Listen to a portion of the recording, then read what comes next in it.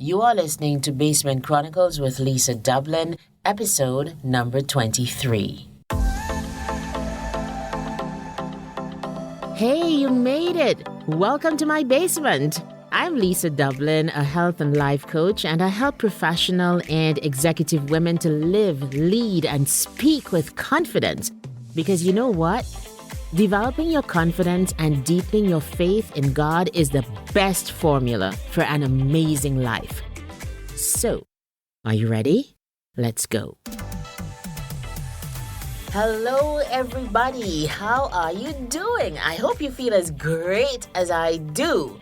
You know why I feel so great apart from loving to be alive and all of that? You guys, today I went running outside for the first time this year. Now, I'm a Caribbean girl in a cold country, okay? So I am not the person who's outside running in minus 20 weather. So I wait for it to warm up, and today, the end of April, I went out and I had such a wonderful run. You know what was really interesting about today? I ran in the middle of the day. So I'm recording this podcast on a Sunday, and I did run today. It's my long, slow run day. I usually go out early in the morning, but it's still very cold at that time. And so I just tried something different today. And it harked back to something that I think I am manifesting right now. And I'll tell you about it very quickly before we get into today's topic, which is answering this question can change your life. Anywho, back to my story about the running and about manifesting more than anything else. Okay? So, I'm planning to write another book or publish another book this year. And it's called I'm Not Going Back to the Office. And it chronicles my journey from during COVID to last year when I decided to switch careers and to become a full-time SWC speaker, writer, and coach.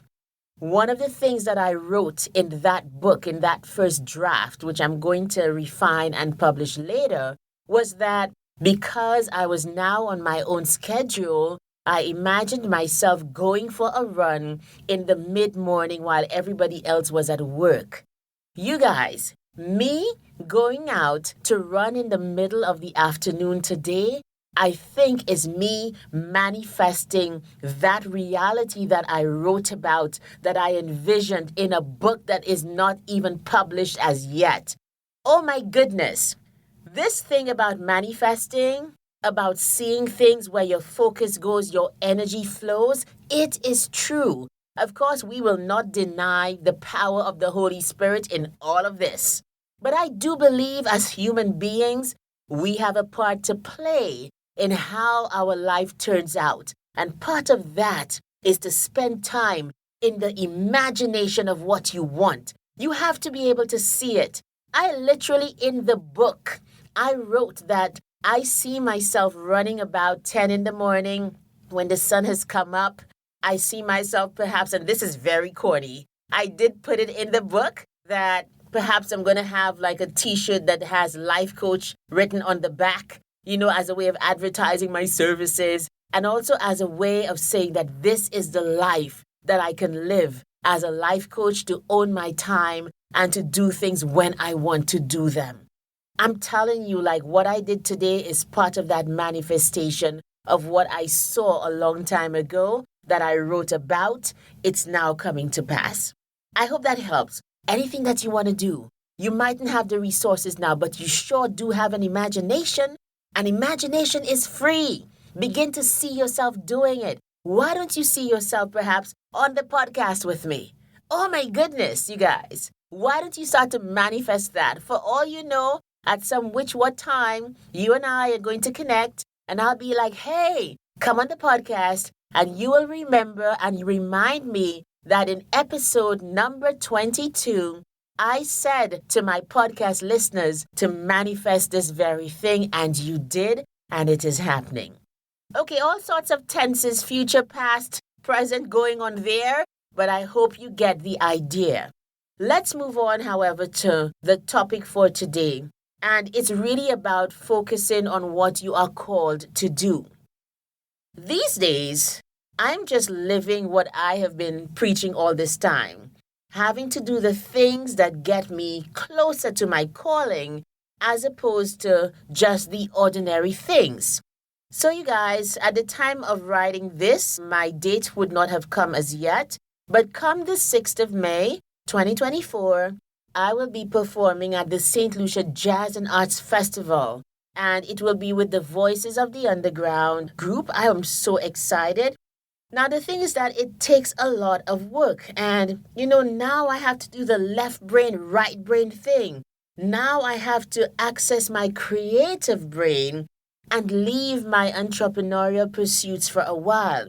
And I've learned a lot of lessons from this experience. For example, when pursuing something new that will take away from your business, you have to factor in the opportunity cost of what you would have been doing if you would not have been pursuing this new activity. I don't know that I quite did that this time, but it is a consideration for later.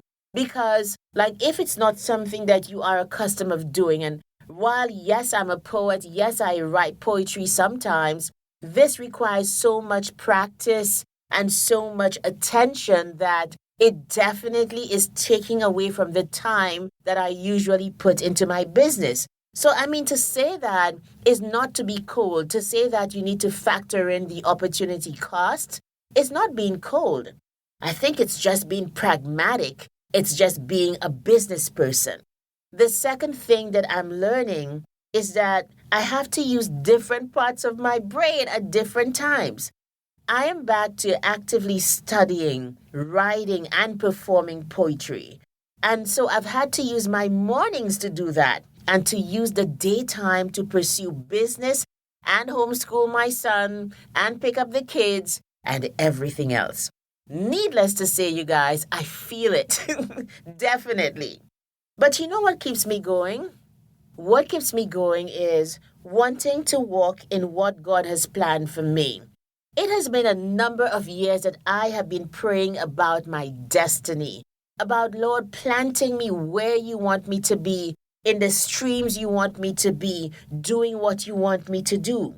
Knowing that of all the talents that I possess, when I get on stage and perform, I am at my best.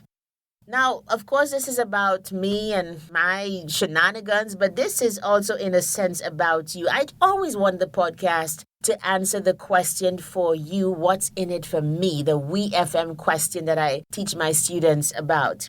We FM, what's in it for me? So I want to ask you this question today.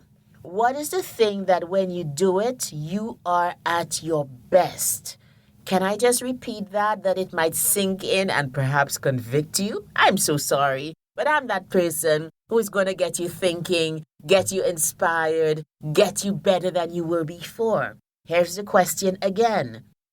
What is the thing that when you do it, you are at your best? And the second question is this. Are you actively pursuing that calling? Because you can really be sure it might be a calling. When I look at the things that I do that gain the most traction, it definitely is writing and performing poetry. I realize I make a bigger impact with my poetry and writing than with anything else that I do. So that's a sign. So look at your own life. What is that thing when you do it? Everybody's up in just awe and praise that you don't have to make too much effort to elicit that kind of response from people. That is usually a sign of where you should be spending the majority of your time, resources, money, etc. So I've coached myself to spend more time studying, writing, and performing poetry and narrative writing because I have been neglecting this part of me in the pursuit of business, not realizing that this is the biggest part of my business. Most times we do not pursue the most important things in our lives, the most important activities that would yield the best results. Have you found that with yourself? Sometimes it takes a coach to point you in the best direction for your life. Sometimes I think it takes an external expert opinion to help you to see what others see in you. I do believe that there are many reasons for us not being so spot on and so accurate to go after the one thing that would yield the best results. It could be, as in my case, that I just simply find writing is painful sometimes, okay? Like it can be painful. And the more you stay away from it, is the more painful it is to get back into it. That's what it is. So I think over the last couple years of having business, I have, in a sense, forgotten the diet of writing and of being in that very silent, creative, womb like space of, writing poetry, writing stories, writing books. Even though I took some time last year to write my novella, Good Girl Gone Wife. It was, I think, a little easier because of the topic and because it was simply top of mind and it was not a long novel at all. So there were some reasons. But for the most part, we are pursuing just living, paying the bills, getting things done. And we look at our one thing, the most important thing, as, oh my goodness, it's going to take too much time to get there. So let me do everything else in the meantime. And then when I've accomplished a certain kind of standing, then I will come back to, or then I will open up that gift and see what there is to see. So I want to encourage you to take stock of your life right now. I put together a couple questions for you that might help with you taking stock and recognizing what is your one thing. Here goes. What do I do best in my life that when I do it, people want me to do more of it? What do I do best in my life that when I do it, people want me to do more of it? Here's the second question. What moves me more than anything else in the world? Oh my goodness, for me is wanting people to win. That moves me more than anything else in the world. So that question again is, what moves me more than anything else in the world? And here's the last question. You might have heard me say this one before. What would I like to sink my teeth into for the rest of my life? Can I just repeat that for your benefit? What would I like to sink my teeth into for the rest of my life? That last question is the most important. Are you actively pursuing the activity, the industry, the skill, talent, or gift that would get you the furthest in life, that would take you the farthest, that you really, really, really want to do? And if you are not, the question is, why not? I think it's an easy question to answer because many times it's circumstance. Maybe you can't do that pursuit right now because you are really in a financial hole and you need to dig yourself out quickly. So you need to do the meat and potatoes work, as I like to call it, so that you can be in a better position financially. I think that's fair. I think it makes sense. Another reason is that you don't have the space, the bandwidth in your life to make any kind of dramatic move right now into the thing you want to sink your teeth into. Maybe you might have kids who are going through a rough time, especially in the teen years. It's very difficult for parents to be doing anything else but parenting. I so know about this right now, okay?